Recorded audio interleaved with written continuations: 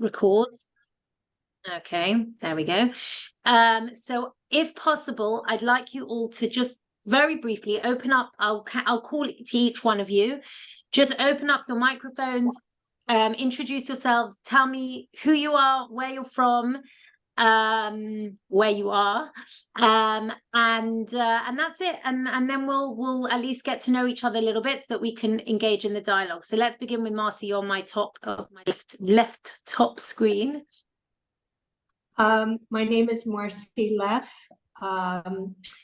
I made Aliyah, it'll be 3 years, November 25th, originally from Las Cruces, New Mexico, and the last life, New Jersey. Excellent. And you live now in Jerusalem? Oh, I live in Yerushalayim, Baka. Excellent. Okay, wonderful. Ellen.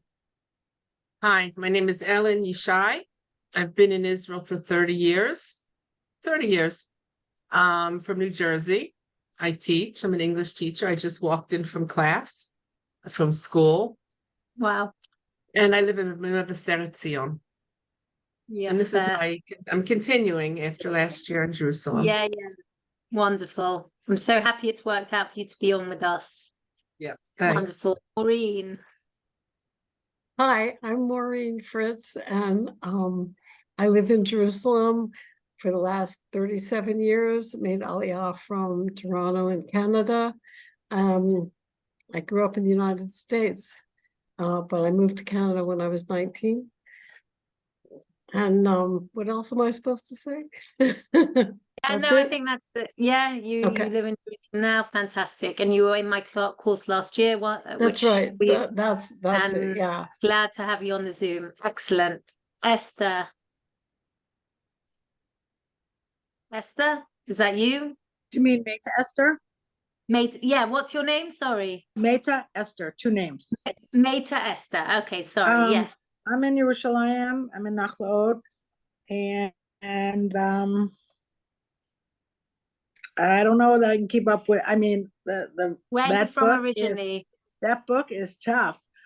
Which one are you talking about? Which one are you talking about? The one you had us get about the home we built together. Yeah, it's if I don't know. We'll see how this class goes. Okay.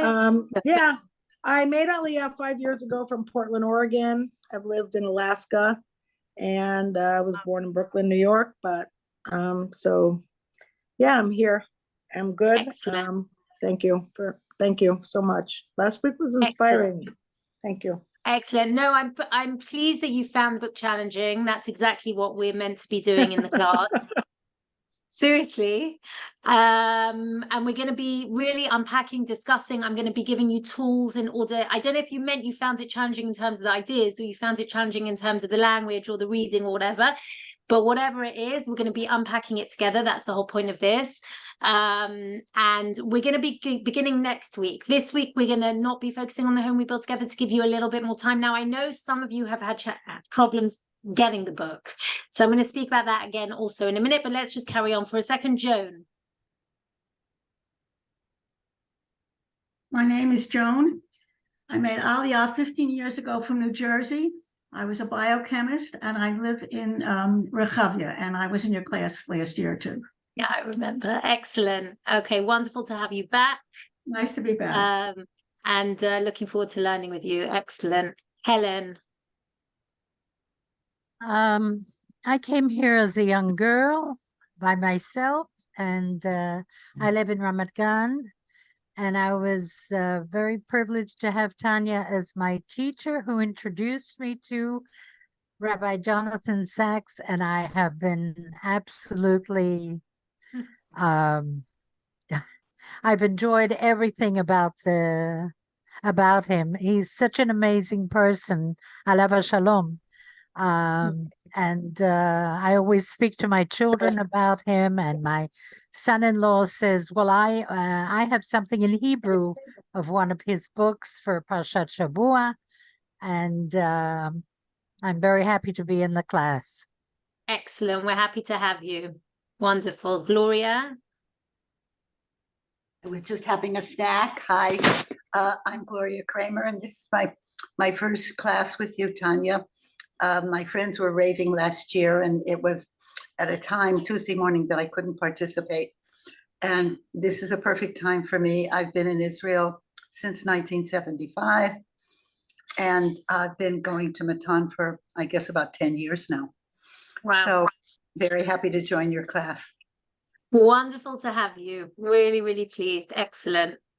Lily, can you open your, I know your camera's not on. Could you open your microphone? No.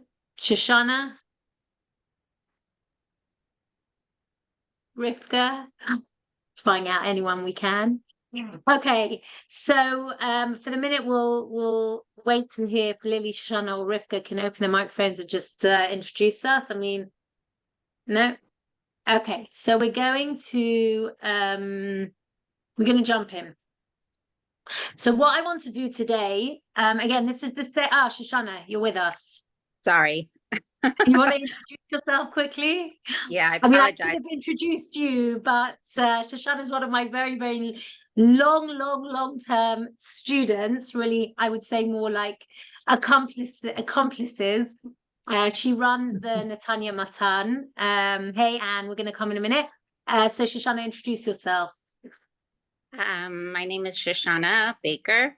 I live in Netanya, and I'm taking this class because I've never had the opportunity to do it when it's been in my backyard. And this was actually the best time.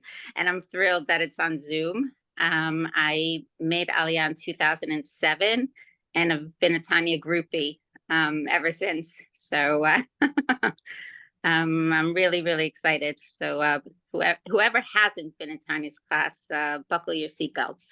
You're in for a great ride. Oh, I couldn't ask for a better promo. Thanks, Shoshana.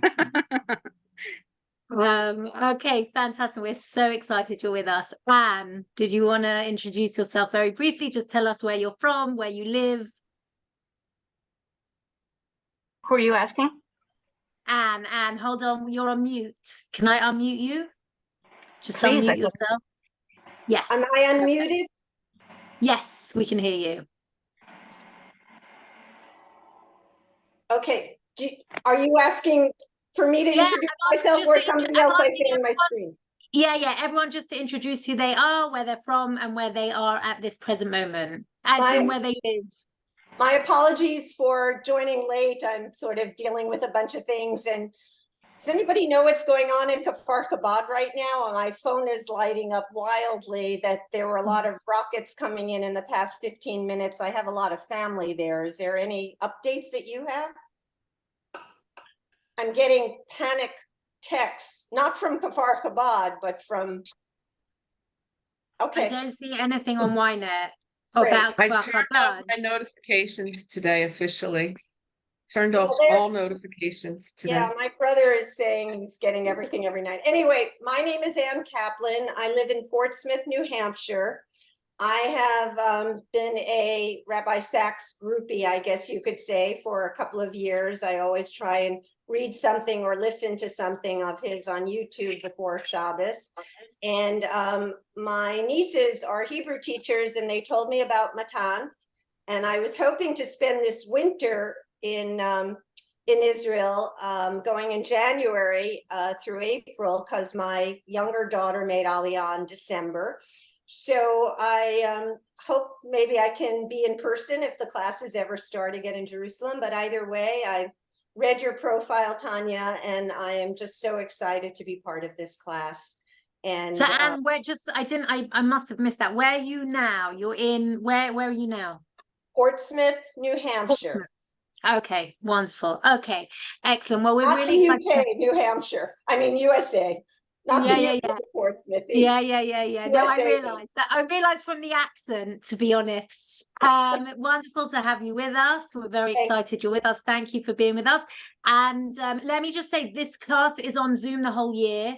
I did teach last year in person in Jerusalem. It was too much for me to travel at this present time in my life with young kids and everything else.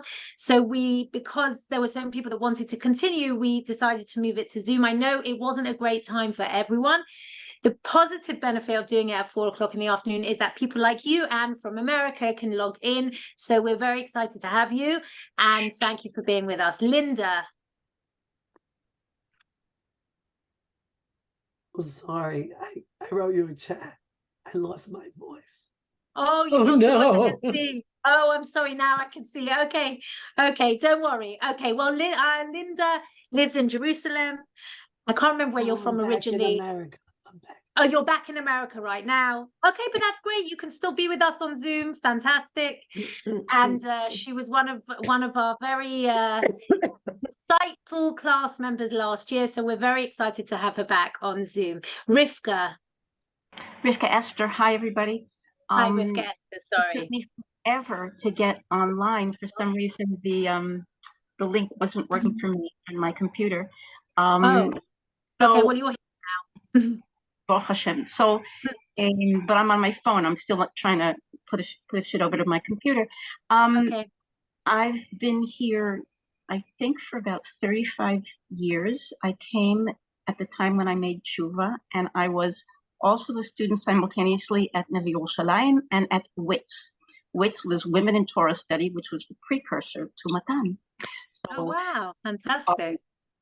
Some of the people that are my teachers today weren't even students at that time. So it's really amazing. Wow. Tanya, wow. I'm like so just gobstruck by your teaching. So I'm happy to be in this class, and please God, we'll continue. I'm really excited that you're with us. Thank you. Wonderful. Okay, so I think, if I'm not mistaken, we've done everyone except Lily. I don't know if Lily's now on. If you can speak, Lily. Lily? No. Okay, so what we're going to do is as follows. This is the final week of, Matan offers 2 weeks of trials. After this week, in order to be in the class, you have to have registered and paid, and then you'll get the permanent link. So at the moment, I'm presuming that most of you are going to continue. If you don't, that's fine. And I hope maybe there might be some more people. There were a couple of people I know that are not here this week, that were here last week, that are going to continue on after. I imagine we'll be a small group, probably of approximately 10 to 15 people, which is an absolutely perfect number for our reading group, because it means that, number one, we can see each other all on the screen at the same time, which was something I was like was very important to me. And number two, it means that we have enough people to have a discussion, but not too many people for it to not work. So I'm very excited by this class. I know some of you I knew, some of you I know personally, and I know that each and every one of you have a lot to add. Let me say as follows. Last week, we began by doing an introduction to Rabbi Sacks. It was pretty much me speaking. This week, we are going to continue the introduction. And for the first half of the class, it's primarily going to be me speaking. I want to just give over a little bit more about who Rabbi Sacks was, his writings, his philosophy, underpinnings to his philosophy.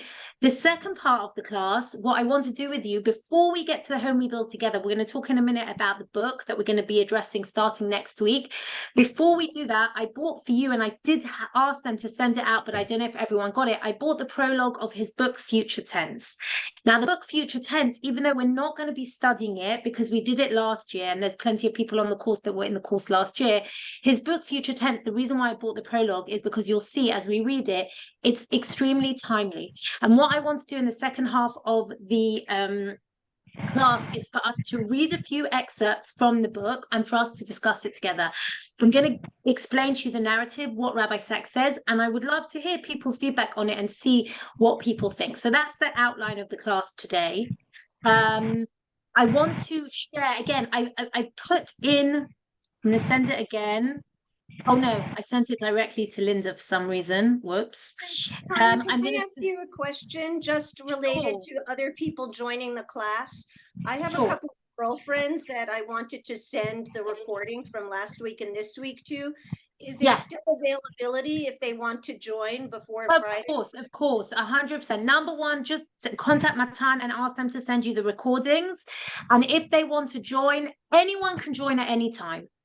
especially a class like this, because it's not there's a few other classes I teach that I would say it's fine to join at any time, but it's like, you know, one class connects the other. But these classes, the beauty is that you can join at any minute because you can have the reading. Firstly, they'll get all the recordings, but more than that, they can read the book and they just come into the discussion.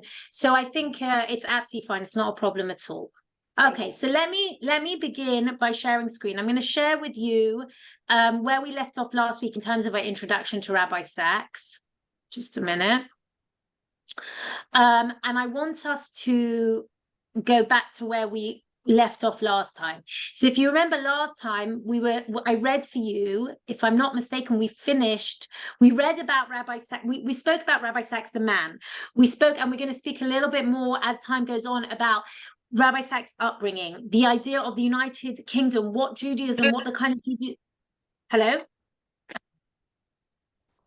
Okay, and what I'm going to do is I'm going to ask everyone to just mute themselves. If you want to open up your microphones at any time, that's absolutely fine, but just mute yourself for the minute so that there's no background noise that's affecting us. Okay, so Rabbi Sacks came from a very specific upbringing.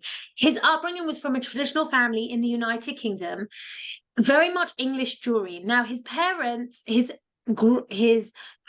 came from Europe, but they very much were ensconced in British Jewry, and it was a traditional British Jewry, meaning they were religious, but it wasn't, you know, a yeshivish education, definitely not in the sense of the American Jewry.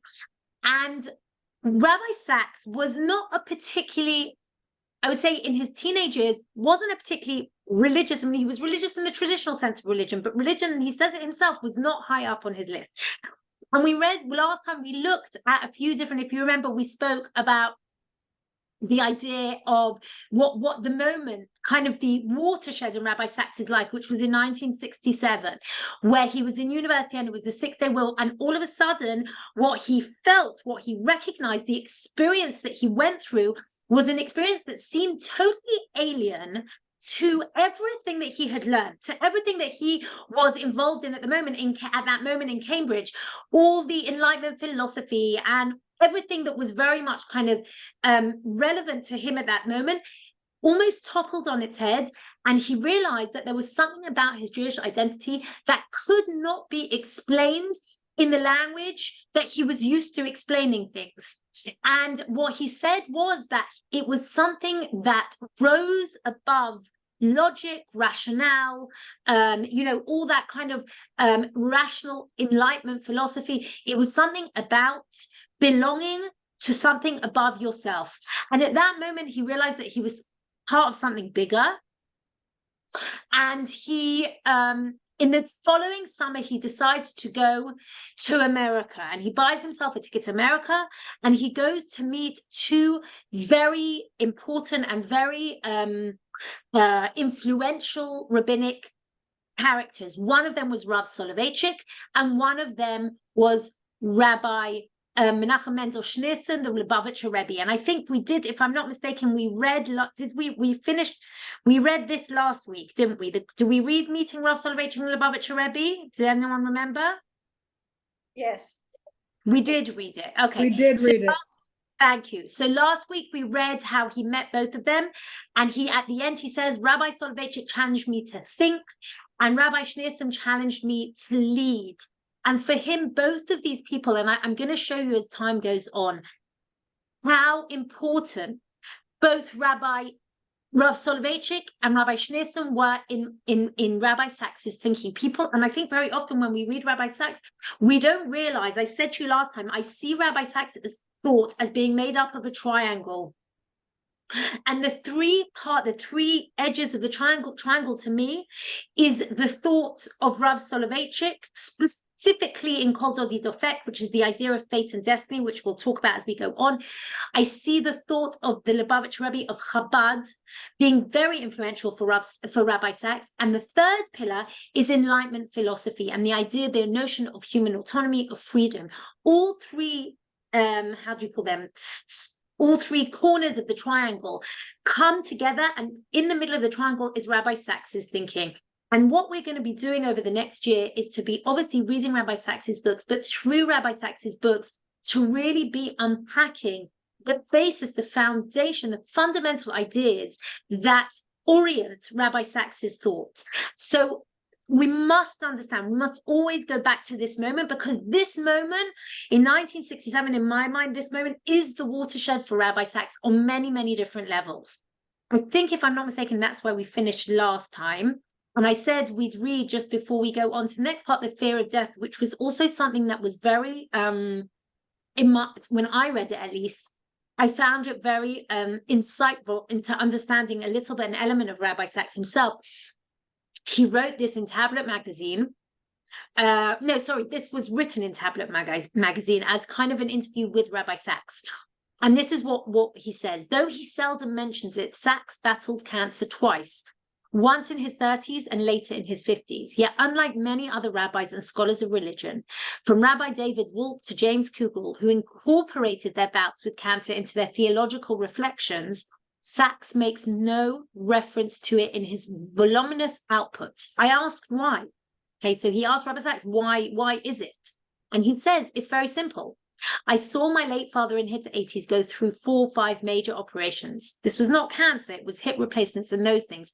And when you have operations in your 80s, they sap your strength. He got weaker and weaker as the decade passed. He was walking on crutches at my induction. He was alive for my induction, and that was very important to me. Now, my late father, alav hashalom, didn't have much Jewish education, but he had enormous emunah. Sacks continued, I used to watch him saying Tehillim in the hospital, and I could see him getting stronger. It seemed to me that his mental attitude was, I'm leaving this to Hashem. If he sees that it's time for me to go, then it's time for me to go. And if he still needs me to do things here, he'll look after me. And I adopted exactly that attitude. So on both occasions, I felt, if this is the time Hashem needs me up there, thank you very much indeed for my time down here. I've enjoyed every day and feel very blessed. And if he wants me to stay and there's still work for me to do, then he is going to be part of the refuah, and I put my trust in him. So there was no test of faith at any point, just these simple moments at which to say, B'yado afkid ruchi, in his hand I place my soul. That was my thought. And since we say that every day in Adon Olam, I didn't feel the need to write a book about it. It was for me not a theological dilemma at all. I had faith, said Sacks, full stop.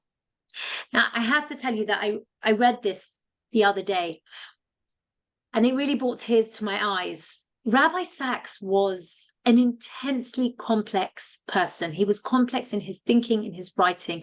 He thought greatly. He did not stop reading. He was a prolific writer, a brilliant theologian, a phenomenal thinker. And he understood the complexity. And yet, there was a part of Rabbi Sacks that was actually very, very simple. And that was his faith. There was something about Rabbi Sacks's faith in my mind that was really just simple. It was almost as if he had seeped that element of faith from his father, that Pintel Yid, that simple Jew whose faith was pure. And to me, that very much was Rabbi Sacks. Now, don't get me wrong, Rabbi Sacks, I'm going to stop share so I can see you all for a minute. Rabbi Sacks wrote a lot on, all the time writes about faith, and he also wrote a lot on Holocaust theology. One of the books that we didn't really get to last year, and we're going to see as time goes on, because this year, God willing, Koren are actually republishing Rabbi Sacks's early books. So it may be that we'll be lucky enough towards the kind of middle of the end of the year that we'll be able to go backwards actually and take one of Rabbi Sacks's early books to read, because we touched on a few of his early books in our class last year, but really we weren't able to read them in depth because I had to give you extracts from them because you didn't have the books. Koren are republishing a lot of his early books, and one of Rabbi Sacks's early books is called Crisis and Covenant. And in Crisis and Covenant, he speaks about, is it Crisis and Covenant? Crisis and Covenant. In Crisis and Covenant, he speaks about the Holocaust and Holocaust theology. And it's clear that Rabbi Sacks buys in to many of the different, he very much writes about the complexity of faith, the complexity of the question of the Holocaust. But yet deep within himself, when it came to his own existential reckonings, Rabbi Sacks was very simple. And his simplicity shines through in that interview. He says, if it's my time, I will go. And if it isn't my time, I've got work to do here on earth. And the only person whose hand I'm giving it to is God. And there's something, for me, in the last few weeks, when I've read that, there's something almost calming about it. Something so pure about it. And I really love that. I just really, really love that. So now I want to go back and I want us to look at, I've brought for you two different writings about Rabbi Sacks and about his philosophy. One of them comes from an excellent book called Jonathan Sacks, An Intellectual Portrait. And here it speaks a little bit about Rabbi Sacks, about what he brings in terms of his theology. What very often people ask me, actually, they often ask me before Rabbi Sacks passed away. Since Rabbi Sacks passed away, I think people realize what the greatness of his philosophy. But before he passed away, quite a few people said to me, you know, what does Rabbi Sacks bring that's new to Jewish philosophy? Now, we talk about a philosopher, we talk about Jewish philosophy, we talk about people like Franz Rosenzweig and Martin Buber and Emmanuel Levinas and all of these, you know, very great 20th and 21st century philosophers. And we know Levinas and Rosenzweig and Levinas, and we talk about the idea of the dialogical philosophy. All of them bring certain things to the fore, certain philosophy, Jewish philosophy, to the fore that perhaps wasn't there beforehand. So then the biggest question with Rabbi Sacks, and in fact, maybe before we even read these, I'm going to open it up as a question to all of you. Some of you are going to say to me, I don't know enough about him, that's why I'm in the course. But maybe just from perhaps those of you that were of course last year, perhaps those of you that have, you know, read some of Rabbi Sacks. If I was to say to you, what is the major contribution of Rabbi Sacks, not just to the world, okay? We can talk about Rabbi Sacks, the brilliant orator, theologian, parshan, whatever. But I'm asking you in terms of his philosophy, what would you say is the novelty, the chidush that Rabbi Sacks brought to Jewish philosophy? Is anyone like brave enough to answer? Ellen? He's open-minded, in my opinion. He's open-minded, Yeah. but he's unapologetically traditional. Okay, so I would say that's telling Like me liberal, not, I don't know, combination. okay, so what you're telling me is I'm trying to phrase it in more like philosophical language, right? What you're saying to me is that there's something about Rabbi Sacks that remains conservative with a small c, okay, and yet at the same time liberal. Yes. There's a liberal element, there's a liberal open-mindedness to Rabbi Sacks that maintains a orthodox conservative position. You worded it much better than I did. Yes. No, that's fine. I'm throwing out the question, is there no one else that does that? And I'll just throw out maybe one or two other people that I can potentially think of. Someone like, for example, and again, they're not necessarily philosophers. You're talking about the philosophy of Rabbi Sacks. Eliezer Berkovitz. Okay. Oh no, Eliezer Berkovitz is definitely a philosopher. So he, I would say, would also fit maybe more into that category. Someone like, for example, Rav Yuval Sherlock would be another example, meaning there are a few people out there, but let's take that because I think it's super important. We're going to come back to it. Anyone else that wants to add anything? Marcy? He was able to be a universal man. And maybe it was because of the upbringing and his study at Cambridge. I mean, he understood everything and then brought the Jewish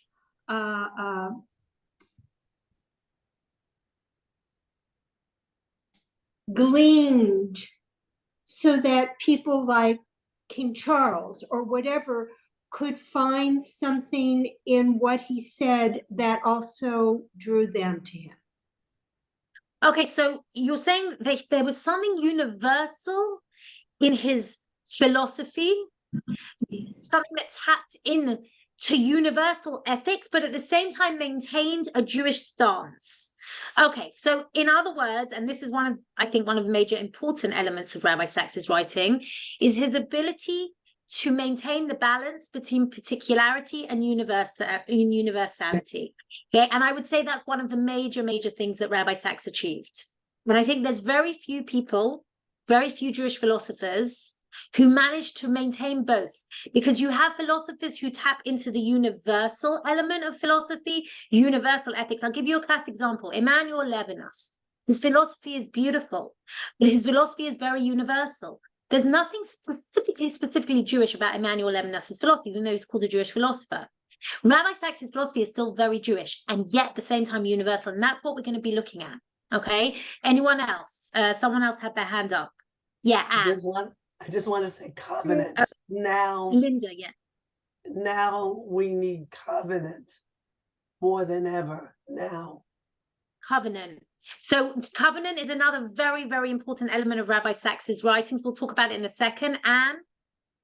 Well, through an American lens, I viewed him as a real profiles in courage, that he could communicate not only to the Jewish world, but the non-Jewish world, this brilliant ability to articulate the most basic and simple of our human needs, but to touch anybody of any age, of any religion, because of just the basic human quality. But his gift to be able to speak it in his beautiful English accent, for me, when I first started discovering him, was just spellbinding. And I think his gift, when you just mentioned King Charles, just his ability to get the message across, but stand as a proud Jew and teach the world in a way, and be that spokesperson for Jews in a way that the non-Jewish world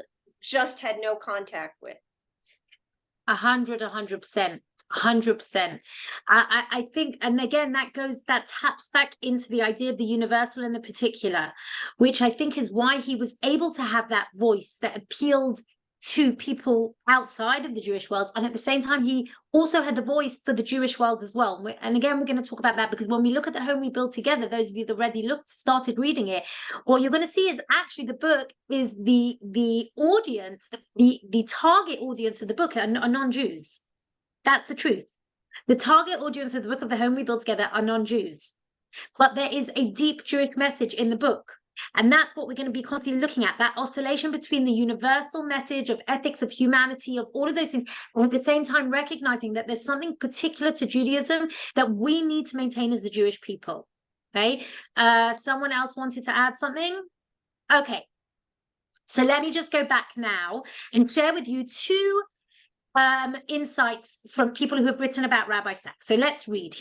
So here it goes. Far from offering an insular philosophy of the tradition, Sacks conceives of Judaism as the intersection of the universal and the particular. Okay, so this is very important idea.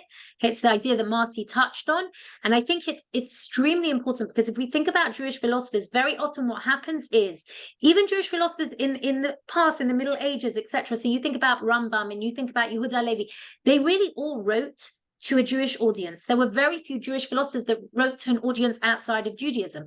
And then you have other philosophers who are so-called Jewish philosophers who are essentially really writing to an outside audience. You have people, for example, Martin Buber, Emmanuel Levinas.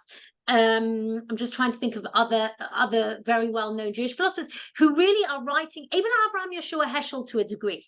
Okay, Avraham Yeshua Heschel, it's true, he has writings that are particularly Jewish. He has specific writings, but a lot of his writings were targeted to non-Jewish people as well. There was something very universal about his writings. All of these people, so it was like either or. And Rabbi Sacks somehow manages to do both. Okay, so listen to what they say. Although he speaks to Judaism in all of its particularity, he is still able to articulate how this tradition is nevertheless able to speak to humanity in all of its universality. His is a Judaism that does not exist alone, but becomes a partner with God and other religions in the never-ending struggle for human dignity and social justice. Following the lead of the great medieval philosophers, most notably Maimonides, Sacks contends that one cannot apply the Torah to the world unless one first understands the world. In order to address the world and not hide from it, Judaism must reunite Torah and wisdom, the two interconnected strands of its existence. Only when these two features are reunited can Jews make the world a better place and thereby take up their place as a light unto the nations. In one of his least Jewish books, The Politics of Hope, Sacks further explores the importance of community and the social contract. Zerach Agav, by the way, we didn't do The Politics of Hope last year. I am hoping, I'm going to actually check in with Corinne, I'm hoping The Politics of Hope is a super important book of Rabbi Sacks, and I'm hoping it's going to be republished soon. If so, you will all go out and buy it, and we're definitely going to study it together because it is a very important book, okay? Therein, he juxtaposes liberalism with libertarianism. I'm going to explain in a minute what that means, okay? The latter has created the cult of the individual, and in the process eroded a sense of the common good. Instead, it's created a severe mistrust of social order and erosion of institutions. Family, faith, community, government had traditionally sustained this order. The former, libertarianism, okay, on the contrary, envisages a civil society based on the realm of the public good. Sacks contends that it is only as husbands and wives, parents, friends, and citizens, not consumers, that we can make a positive difference to those around us, thereby creating a common good, regardless of religion, ethnicity, or other matters that divide us. Now, again, this is why the home we build together is so important, why I've chosen it to be the first book that we read together, and why, by the way, coming up next Shabbat is Rabbi Sacks's Yortzeit, third Yortzeit,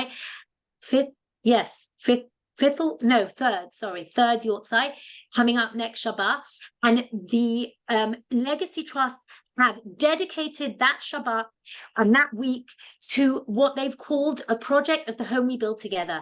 And that is really this idea of what Rabbi Sacks calls libertarianism, which is the notion that we are all part of civil society and every single one of us has what to give and what to gain from working together in covenant. That is Rabbi Sacks. So we touched on a few different ideas you all brought up. We spoke about the idea of the universal in particular as being one of the main kind of ideas that Rabbi Sacks brings, and the chidush, the novelty that Rabbi Sacks brings to Jewish philosophy. We spoke about the idea of covenant, someone mentioned, which I think is also very, very important. It's going to be one of the central ideas that we're going to be touching on. You're going to see in the home we build together, he has an entire chapter on the idea of covenant. It's very important for Rabbi Sacks because covenant is the intersection between humans and God, between our abilities and our capabilities as human beings, and yet at the same time knowing and humbling ourselves and saying there's something bigger and there's a bigger picture. And that is the way in which we create society, a society in which we listen to the voice of the other and we acknowledge that it's not just about the individual, it's not just about the I. The third thing that someone mentioned here in terms of Rabbi Sacks, which we're also going to discuss in a minute, is the idea of, what was the third idea we spoke about? We spoke about universal covenant, and someone remind me, the third thing we brought up. Okay, we'll get to it. Can't remember it right now. Let's go to the next idea. There's a book, which I actually have here on my desk, so I'll just show it to you, called Radical Responsibility.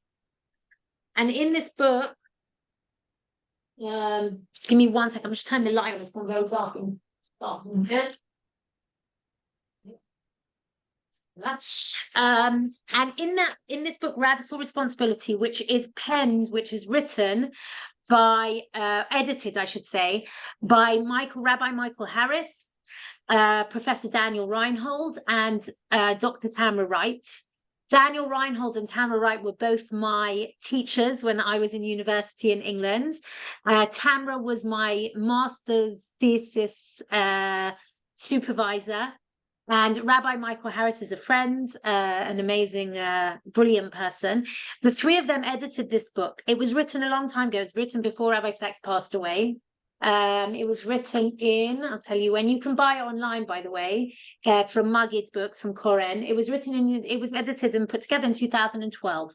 And there's some fabulous essays in here, all of them touching on different areas, some of them specifically talking about Rabbi Sacks's thoughts, Some of them just talking about ideas that Rabbi Sacks brings.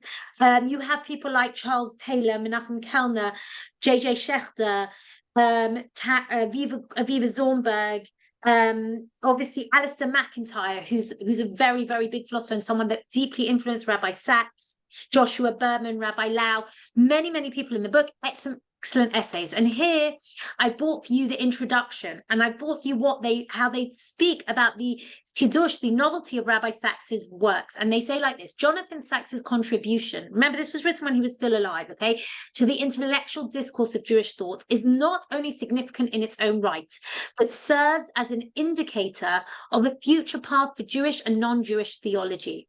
Yet in the best traditions of Jewish thought, while being forward-looking, this contribution can also be seen as the latest incarnation of a concern that can be traced back to the very origins of Jewish philosophy.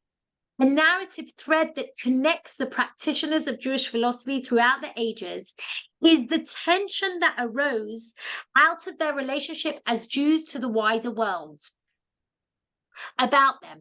But perhaps the most important theme of his work for the world at large, sorry, I'm just trying to see why I can see I don't want the shine to, can you see me clearly? Because I can't see myself clearly. Yeah? Okay, fine. All right. A narrative thread that connects the practitioners of Jewish philosophy of the ages is the tension that arose of the relationship as Jews to the wider world about them. But perhaps the most important theme of his work for the world at large, the one that best embodies the message of Torah v'Chokhmah, is that the imperative today is to elucidate what faith means to those within the fold, listen carefully, within the fold, without losing hold of how that internal understanding of faith can affect those outside it. However, this is expressly not to be carried out through a reduction of faith to a form of meaningless universalism. Is to be done in a manner that is proudly particularistic and yet able to engage the world around it and contribute to its rebuilding in an age where many would have us believe that the religious faith is the cause of its destruction. His work challenged religious thinkers to chart a new direction for religious thought that works towards a form of universalism in which they can simultaneously remain proud of their particularity. Torah for Jonathan Sacks represents the particularistic, inherited teachings of Judaism, while Chokhmah, Torah is our particularity, but Chokhmah refers to the universal realm of the sciences and humanities. And I want to stop here because I want to tell you something. In another class that I teach on Tuesdays, earlier today, in fact, today is Tuesday, I taught this morning, who else feels that one day is just merging into the other? I don't know. It feels like 2 weeks ago was 200 years ago. Even this morning feels like it was 100 years ago. So this morning I was teaching Sefer Bamidbar, and I brought in Rabbi Sacks right at the beginning, and I spoke about Rabbi Sacks in his Covenant and Conversation book on Numbers, on Sefer Bamidbar. He has a brilliant, beautiful introduction to the book. And in the book, and I just want to explain this to you, because I think this idea of the universal in particular touches every area of Rabbi Sacks, including his Parsha commentary. I've always said, if you want to understand Rabbi Sacks' Parsha commentary properly, first read all his philosophy books, because then when you go back and you read his Parsha commentary, it takes on a whole different dimension, a whole different meaning. And I know those of you that have been in my class last year said to me that you really found that to be true. But I want to just show you one example. We've just spoken about one of the most amazing things, one of the novelty that Rabbi Sacks brought to Jewish philosophy was his ability to somehow maintain the balance between Judaism as a particular religion with particular ideas and a particular relationship to God and particular laws and a particular stance on the world.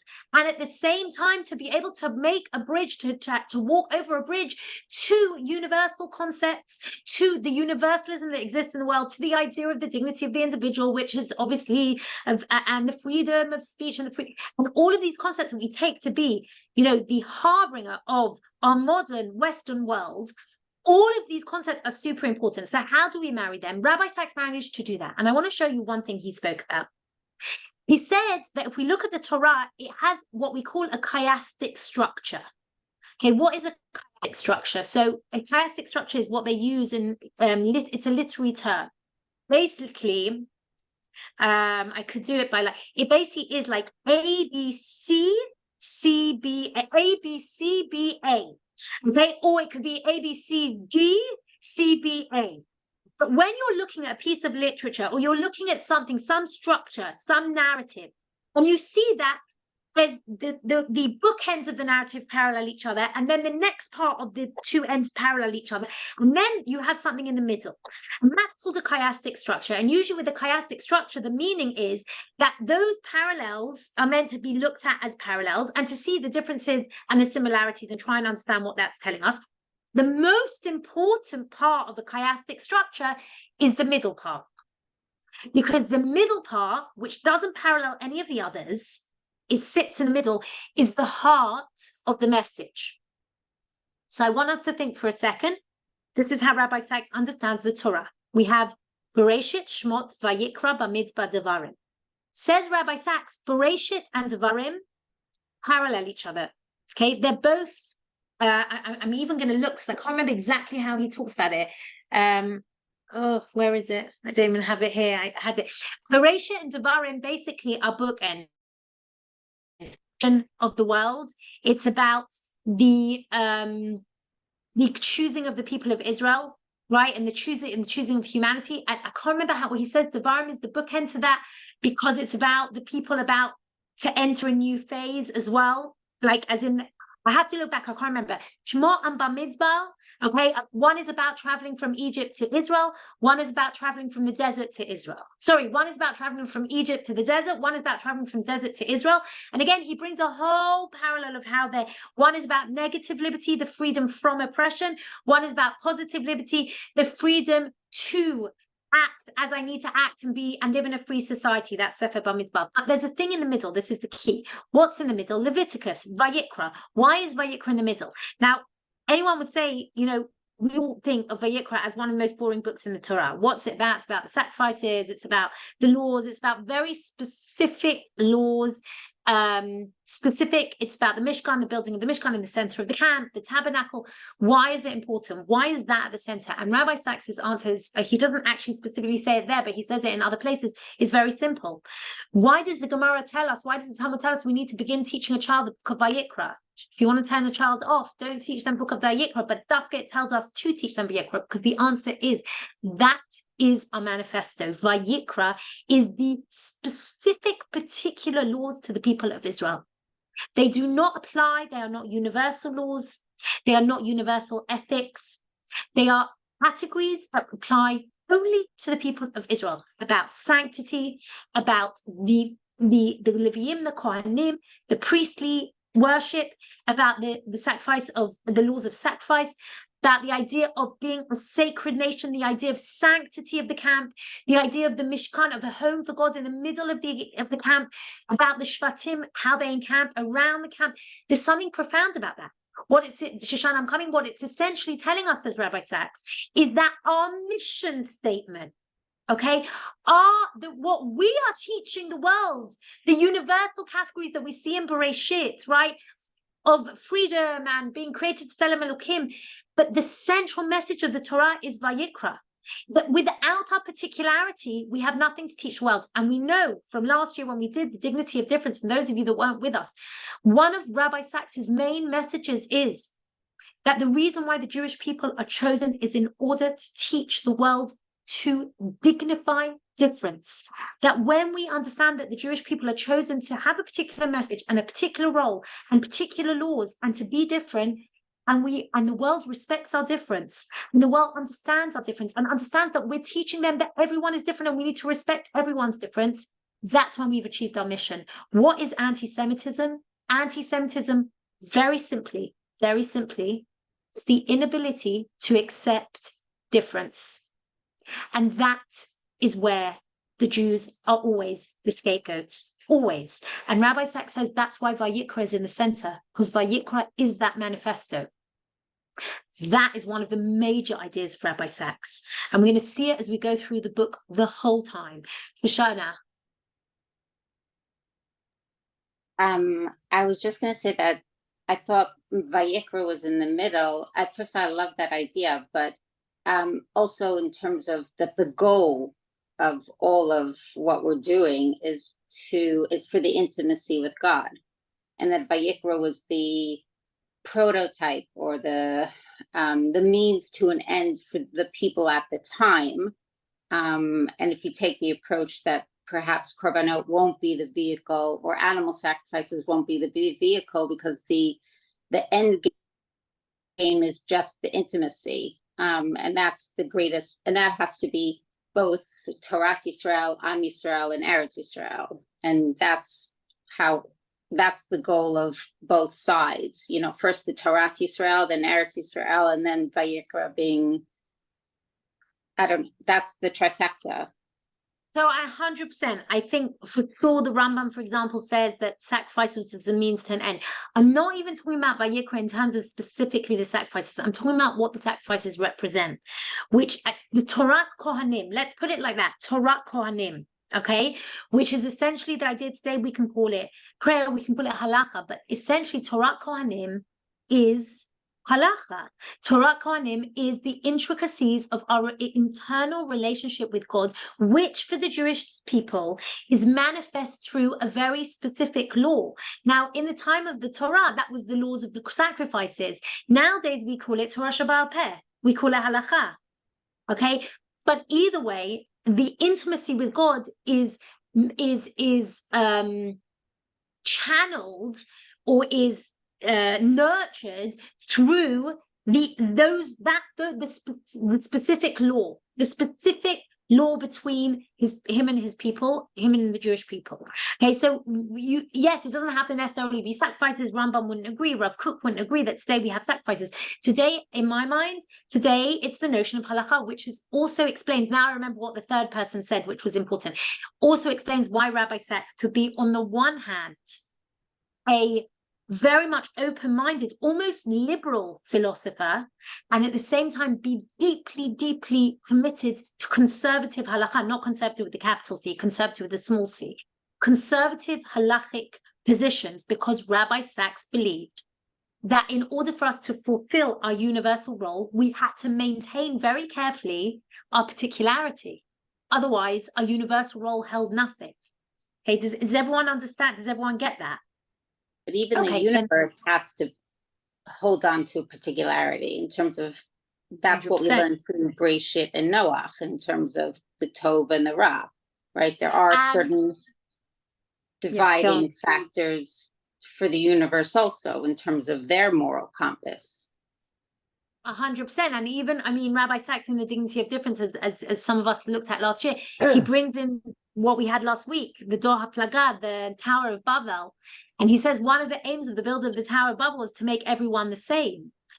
And that stuff could not, if I think about what religious fundamentalism is, and it's a circle, right? Religious fundamentalism and the radical left, radical liberalism, it's basically a circle, because both of them, the aim is a totality of oneness, which is essentially the Dor HaPlagah, which is essentially what the builders of Babel wanted, a totality of oneness where there is no differentiation between everyone is the same. Everyone is the same, with the same ideology, with the same ideas, and anyone who doesn't agree or is a dissenting voice to my ideology is cancel culture, or what we saw, very, very extreme, brutal assassination. Okay, and therefore Rabbi Sacks is saying that that's exactly the message that Judaism is coming out against. That's exactly what the Torah is against. And that's why we have to maintain our particularity in order to teach the world the universal message of the dignity of difference. Okay, I want to just go back for a minute. Okay, so that's to Shoshana. Yeah. Did you have your hand up, or that was from last time? That was from last time. Oh, sorry. Okay. It's fine. It's just when it went on, it came up. Okay. Sorry. I'm not going to go through with you all 44 books of Rabbi Sacks. Okay. We all know he was a prolific writer. You can look at them on your own. You can go through them on your own. There's like so many of them. I'm not going to go through all of them. What I do want to show you, however, is what I've called the popular Jewish books, because that, look, I'll just give you, I've just shown you here. By the way, you can find this all on his website. I took it from his website. Okay, he's got scholarly books. Okay, which by the way, these are some of the ones we learned last year. Those of you that were in my class, traditional and untraditional age, we looked at some of those. Crisis and Covenant, his thought after the Holocaust. One People we didn't look at last year, but it's a very excellent book. Okay, and then we've got the general audience books, and these are the books we're really going to be tapping into. So the Persistence of Faith, again, I got it, but it's totally out of print. Faith in the Future, The Politics of Hope, Markets and Morals, Celebrating Life. Celebrating Life is a beautiful book. I don't know if it's out of print. It's a very easy book. He said he wrote it for his mother, who asked him to write a book that she could understand. And it's a beautiful book of some lovely essays. The Dignity of Difference we also looked at last year, which is really about this idea that he wrote basically after the tragedy of 9/11. Optimism to Hope, From Optimism to Hope. And The Home We Build Together is what we're going to be doing now. Okay, The Home We Build Together. Future tense, again, we looked at extracts from future tense last time. Today, in the 15 minutes we have left, we're going to just read one or two things from future tense. The Great Partnership, which also is a super important book, which I hope after The Home We Build Together, we're going to be doing The Great Partnership, which is on the idea of God and science. Not in God's Name, again, so pertinent for today, confronting religious violence and morality, which is one of his last books. And then he's got popular Jewish books, which I don't know why they put them in this order: Radical Then, Radical Now, Tehillah Fractured World, the Common Conversation series, and then obviously all his Torah commentaries and commentaries on the Siddur and the Machzorim. And I mean, he was a prolific writer. And these are all his pamphlets, etc. So all of you can tap here on your PDF and you can go and see all of these things and all of these books there. What I want to do now is to share with you, I'm going to get it up, 1 second, is to share with you the prologue from Future Tense. And the reason why I want to do that is because I'll share with you personally the thoughts that have been going through my mind, and I'll explain to you why Future Tense has been one of the books that has been primarily in my mind over the last 2 weeks. When immediately last Shabbat, we found out everything that happened.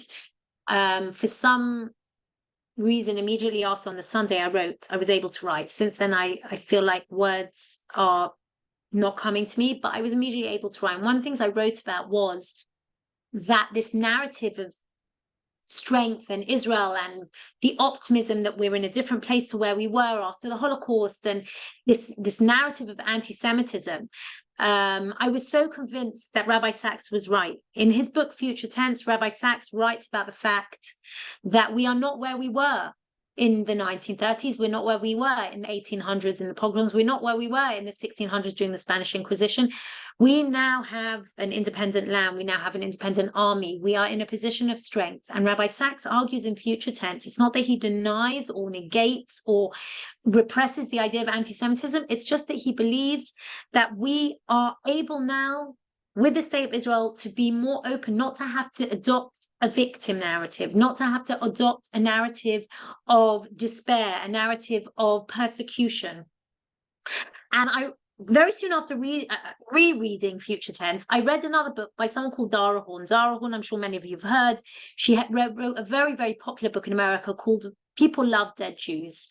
And I don't know if any of you, actually maybe just put your hand up if you can raise your hand, if you've read her book, because it's actually super important to, okay, so few of you have read her book. Okay, so What is the author, Tanya? What is her name? Dara Horn. And in fact, she actually just wrote, I just saw an essay that she wrote for, I think, the Washington Post or the New York Times. I can't remember. I can see if I can find it. By the way, one of the things I would like very much to do from next week, once we have the committed group, is I'd like us to set a WhatsApp. I'd like you all to send me, I'm going to put my phone number next week on the chat. I'd like you all to send me your numbers, and we're going to create a WhatsApp group, because in a group like this, the aim is that I'm able to send you articles for you to read and extra things for you to read up on, or videos for you to watch in order for us to understand certain concepts. So it's really a learning group. That's the whole point of this, much less kind of a, coming to a lecture once a week. The idea is that we think together. So please God, we're going to set up a WhatsApp group, and then we'll be able to share, and certainly I'll be able to share with you extra things. So Dara Horn has a book called People Love Dead Jews. And in that book, it's actually on my bookshelf here. This is like I call this my immediate bookshelf. It's the books that I'm using at this present moment. My much larger bookshelf is in the dining room, but so it's here because I tapped into it just last week.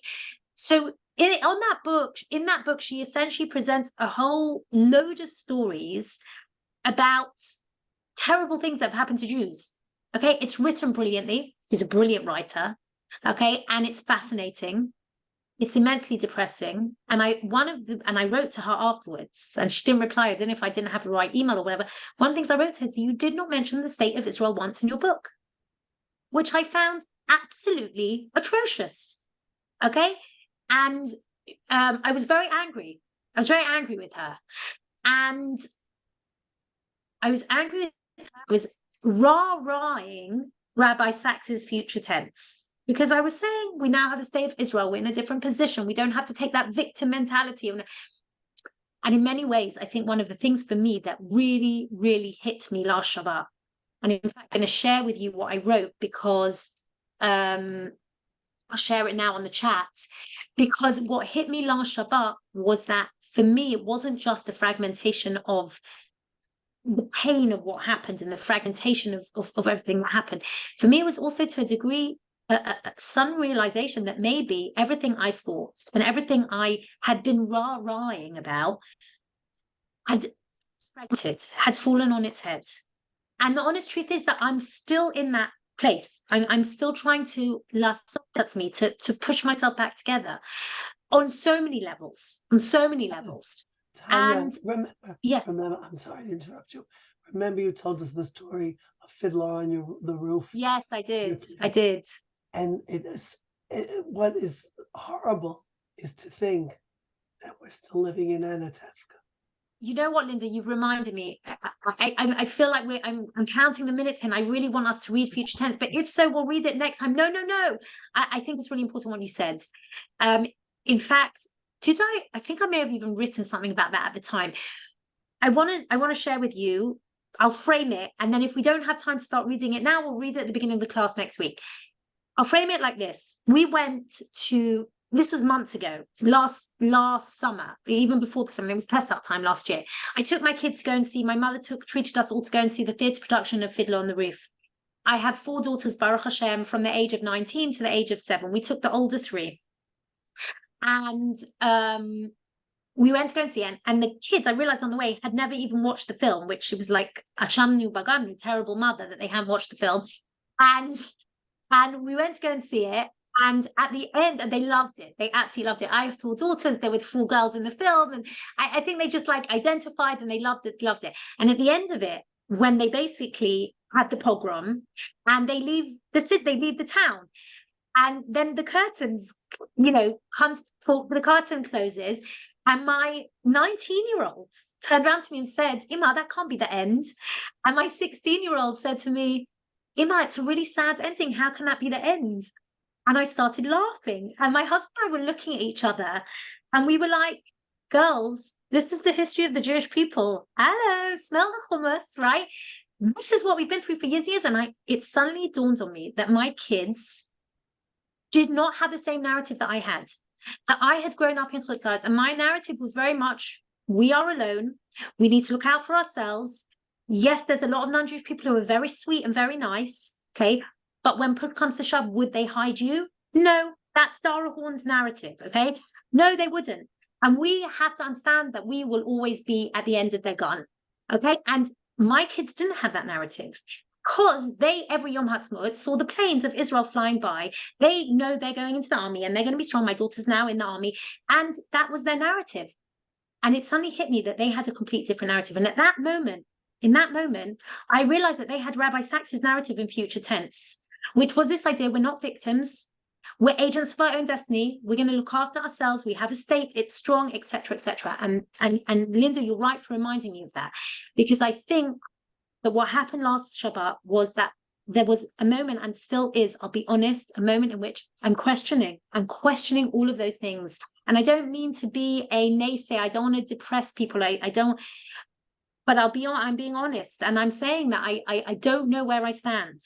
And for the first time ever, my children today now are asking me questions that they have never asked me before.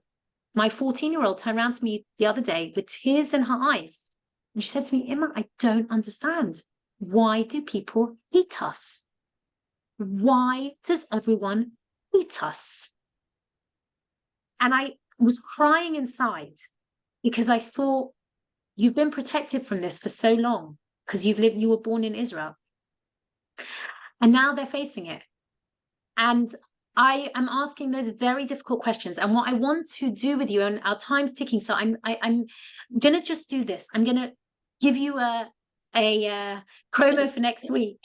I'm going to share with you the beginning of Future Tense, the prologue. Now, I can't remember if we read the prologue in our class. I'm almost certain we must have read the prologue, but maybe some of you don't remember. And I'll be honest, I've read it many, many times, but reading it again now takes a whole different meaning. This is the prologue of Rabbi Sacks' Future Tense. Listen to how it starts. He says, yesterday, said the fabled politician, we stood at the edge of the abyss, but today we have taken a giant step forward. Jewish history can sometimes feel like that. Danger followed by disaster. It does today. 60 years after its birth. And this, by the way, Future Tense, just to give you context, Future Tense was published in 2009, okay? 60 years after its birth, the state of Israel is deeply isolated. It faces listen to his words, it's madness. It faces missiles from Hezbollah in the north and Hamas in the south, two terrorist groups pledged to Israel's destruction. It has fought two campaigns, Lebanon in 2006, Gaza in 2008-9, whose outcome has been inconclusive. In the wings is Iran and the threat of nuclear weapons. Rarely has its future seemed so fraught with risk. At the same time, it has faced a chorus of international disapproval for its attempt to fight the new ruthless terror that takes refuge among civilian populations. If it does nothing, it fails in the first duty of a state to protect its citizens. If it does something, the innocent suffer. It is a conundrum to perplex the most inventive mind and trouble the most thoughtful conscience. The existence of the state of Israel would, thought Theodor Herzl, put an end to anti-Semitism. Instead, Israel has become the focus of a new anti-Semitism. The emergence within living memory of the Holocaust of a new strain of the world's oldest hate is one of the most shocking developments in my lifetime. Were these the only problems facing the Jewish people, they would be formidable. But there are others that weaken from within. There is the crisis of Jewish continuity. Throughout the diaspora, on average, 1 in 2 young Jews, through marriage, assimilation, or disaffiliation, choosing not to continue the Jewish story, to be the last leaf on a tree that has lasted for 4,000 years. There's the eclipse of religious Zionism in Israel and modern Orthodoxy in the diaspora, the two forms of Judaism that believed it was possible to maintain the classic terms of Jewish life in the modern world. Jews are either engaging with the world or losing their Jewish identity or preserving their identity at the cost of disengaging from the world. There are continuing divisions within the Jewish world to the point where it's difficult to speak of Jews as one people. All these issues, as one people with a shared fate and collective destiny. This book is about all these issues, but it's also an attempt to get beneath them. For there is something deeper at stake, something fundamental and unresolved about the place of Jews, Judaism, and Israel in the world. A picture held us captive, said Wittgenstein, speaking about philosophy. The same, I believe, is true of Jews. An image of a people alone in the world, surrounded by enemies, bereft of friends, has dominated Jewish consciousness since the Holocaust. That is understandable. It is also dangerous. It leads to bad decisions, and it risks becoming a self-fulfilling prophecy. I'm going to stop here for the minute. I'm just going to come back to all of you again. I want to continue reading the prologue. We're going to finish it off next week, but I want to finish with this. And with this, I'll open microphones if anyone wants to add anything else. I want to explain to you that the reason why I've been grappling so much with this particular narrative of Rabbi Sacks is because it's very optimistic. Rabbi Sacks in this narrative says, I don't deny there's anti-Semitism. He goes through anti-Semitism ism. He goes through what he called the 4 mutations of anti-Semitism. He says, I don't deny there's anti-Semitism. He says, but we are living in a different time. We are strong. We can defend ourselves, and we do not need to put our borders up to our friends on the outside. On the one hand, everything that happened says to me, you're wrong. And Dara Horn is right. People always love dead Jews. And on the other hand, I do feel that there has been an outpouring of support, at least in a more kind of global political way, than maybe we've had in a very long time. And so I'm oscillating all the time between what Rabbi Sacks is saying true, is it not true? What Rabbi Sacks, did he understand in 2009, and he basically is describing the same position we are today. Should we be adopting Rabbi Sacks' narrative, or should we be adopting Dara Horn's narrative?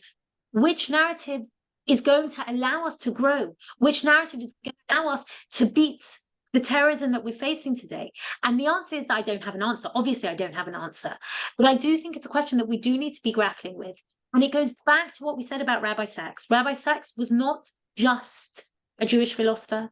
Rabbi Sacks was not just a parshan. He wasn't just a commentator on Jewish text.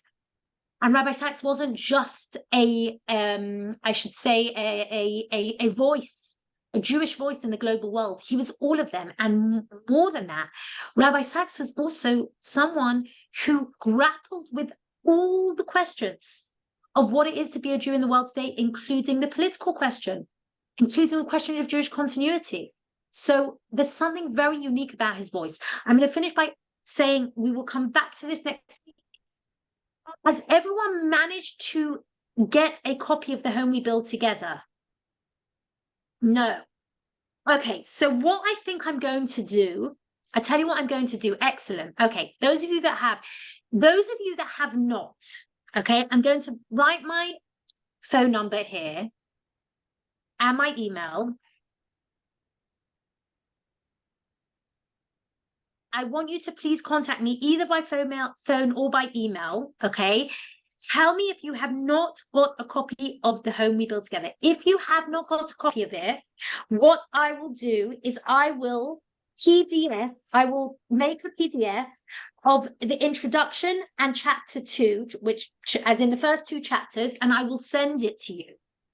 Okay, so that at least you have got the first 2 chapters, and then we'll be able to at least begin our discussions next week on The Home We Build Together. The other thing I would like to do is I would like to send you notes of how to read it. So please, if you want to take the course, please make sure to sign up already tomorrow, so that by the end of the week, I can send to Malki the question outline that she can then forward to you, because she'll have you registered on the group that is taking this course.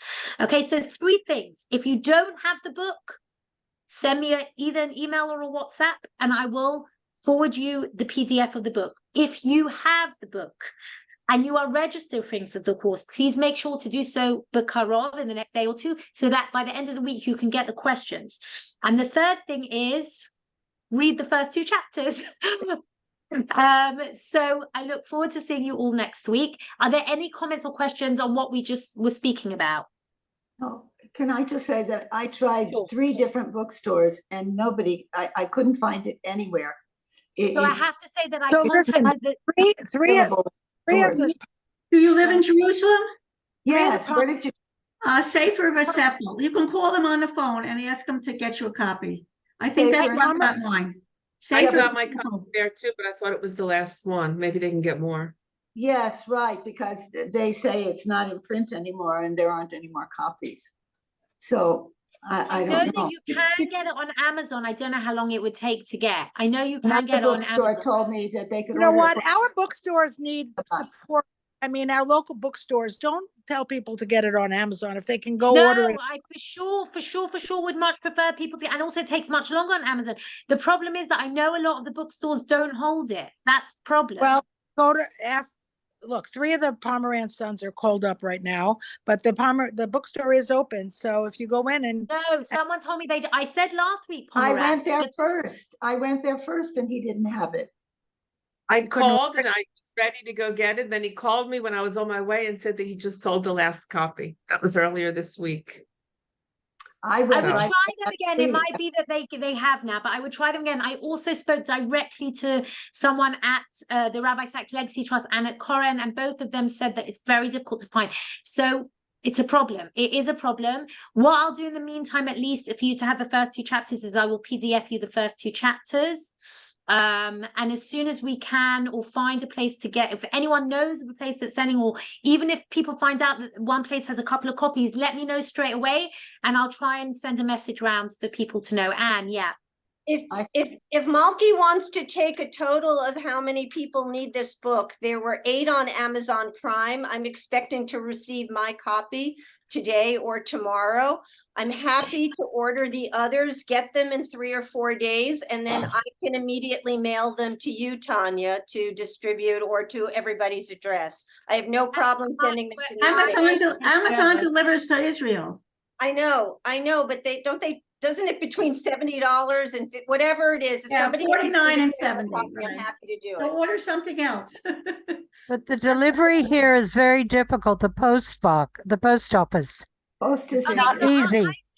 I suggest that people who have seen it anywhere in Israel, in Jerusalem, will, if you know of a place that has a few copies, please let us know, or let me know. maybe in Ghana or someplace else there's a Okay, bookstore. I'm sorry to come. Can I say something? Hi, Tamar. Yeah. Hi, I'm so sorry, but my son got out of the army for 1 day and I had to go and see him. So that's why I just got home.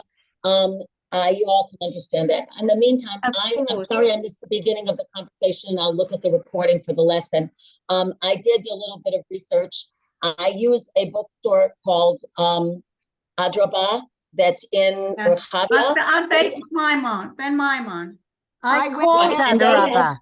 They went have a there copy. first- I went They there have a co- last week. He didn't have it. No, he has a copy. No, the building, the house, everybody I called does not have it. The house we built together. They have one copy of In God's Name and one copy of Future Tense that they Yes. can get us within a week. And then the other place I called Pomerantz. Pomerantz said already had gotten calls, and they said that they have to see what they have in the country, because we shouldn't have illusions of expecting anything in the next time. Okay, so I'm just thinking out loud with all of you. Just give me a minute. Let me just think out loud with all of you. I'm wondering whether we hold off on doing the home we built together if we can't get the copies right now. Right. And instead we do something that we would have more copies of. For example, because I'm sure we can get copies of, like, for example, Not in God's Name or Morality. And whether we instead look at those books, what do people think? Or do people prefer to just try and see if we can still get it? I'm just trying to think out loud with all of you. It's Well, so relevant. I happy think to go I for can what's get it and I available. can try and send it to you. No, you can't send anything right now because Right. the Nothing's planes- getting here. Nothing's coming Not in in the God's mail. name, yeah. It's Yeah. not high priority right now to send books from the States. But they Maybe there are people out there who were former students of yours who might have the book that would be able to loan it to us for a couple of months. Yeah. Yeah, maybe in Renana. I can ask my students in Renana. A lot of them do have the books. The other question is, I'm just thinking maybe the next book we were going to look at is The Great Partnership, which is also a phenomenal That I book. found. That you can So find. I think that it might be easier to get The Great Partnership. That I thought. I'm just And thinking. morality is also more easily available because that was his last book, and our Yeah. book club read it. Our book club read it, and I can get possibly copies of Morality. Problem is with Morality is I feel like you need to read you kind of need to read his other books before reading the Morality. I feel like it's based, but The Great Partnership can be read. It doesn't necessarily need to be read. Do you understand what I mean? Morality builds on other books. Oh, okay. The Great Partnership doesn't necessarily build on other books. I'm just looking now if maybe The Great Partnership. I wonder whether Corin even has The Great Partnership in English. That Hold on a minute. one was available last week in Steinmetzke. And I Great. bought it at Palmer, I Fabulous. bought You might it at even have- Pomeranz. Yeah, our Pomerantz had that one too. Hold on, I'm just looking as I'm, no, I can't. Okay, so you know what? Okay, I'm resetting. This is what we're going to do. I've made a decision. This is what we're going to do. We're going to hold off for the. I know you've begun reading it. We will do the home rebuild together. And I would say that if you, as the next month goes on, see if you can get it, because we're definitely going to do it. But because the availability is so low at the moment, I think this is what we should do. I think we're going to do Great Partnership first. Those of you that can get it, speak to Stymatsky, speak to Pomerantz. I bet Pomerantz has got more copies of the Great Partnership and the home rebuild together. We're going to do it first. However, because I haven't given you enough warning for next week, this is what we're going to do. I'm going to send to Malky, and I'm going to ask her to please send it on to all of you. I'm going to send you an essay. First and foremost, we're going to look at the prologue of future tense. I am then going to send you an essay by Dara Horn that she wrote just now. Okay. And I'm also going to send you another much earlier essay by Rabbi Sacks on Jewish continuity that was written in Le'elah magazine. And I'm going to ask you all to read all three of those things for next week. Next week, what I'm as I'm talking to you, I'm writing it as a note to myself. I've got so many classes. I need to just remember what class I've said what to. Okay, so just give me 2 seconds. I don't forget to do this for you. Okay, so number one, I'm going to send you the Dara Horn article. Okay, number two, I'm going to send you the prologue, which I sent here on the group, but I'm going to send it again of future tense, and probably also one other chapter of future tense, which I'd like you to look at, even those of you that learned some of it with me last year. And the third thing I want you to do is to read another essay, and a very early essay of Rabbi Sacks on Jewish continuity. And next week, what we'll do is we will have a discussion surrounding those three things. The following week, we're going to begin the Great Partnership. Does that make sense for everyone? Yeah. I think that's better, because I can really see that it's a real issue to get the home rebuild together. So we'll hold off on the home rebuild together. We'll do the Great Partnership first, and then we'll go to the home rebuild together. And actually, as it happens, it might work better because the home rebuild together connects to the other books that we're going to do after that anyway. Okay, so let's do that. And don't forget to register so that I have, so that Malky can send you the emails relevant to the class. And God willing, next week we'll set up the WhatsApp. Have a safe week, everybody, and looking forward to next week's class. Tanya, can you post? Tanya, can you post your email? Tanya, can you post your email, please, on the chat? It is in the chat. Oh, it's in the chat. Yeah, I did. Hold on, I'm going to do it now again, and I'll give you a minute to take it down. Write it down before I close the Zoom. Okay, that's my email. My phone number is this. Okay, so anyone who wants either of those, they're there. Can you do your email again? It's not, it didn't come on mine. It didn't come up. Open the chat. It's there I twice. did. Yeah, no, here it is. Here it is. Now it came up. It just came up. Yeah, okay. All right, fine. So you've all got my email and my phone number. Don't forget, you can always contact the Matan office and they'll forward you my email as well. You can also, my email's on my website. You can contact me through that as well. In fact, if you just type into Google Tanya White Torah, you'll find my website, and you'll find my email there also. Okay, wonderful. Is someone going to send up a WhatsApp group? Are we setting up a WhatsApp group? I will set up a WhatsApp group after next week once we have the committed group, which I imagine is everyone here. But just in case there's more people that want to join, I'm going to set it up next week. Yes, for sure. Okay. Okay, and I'll discuss that in next week's class. All right, ladies. Sorry, I missed it. Good, safe week. Take care. Bye.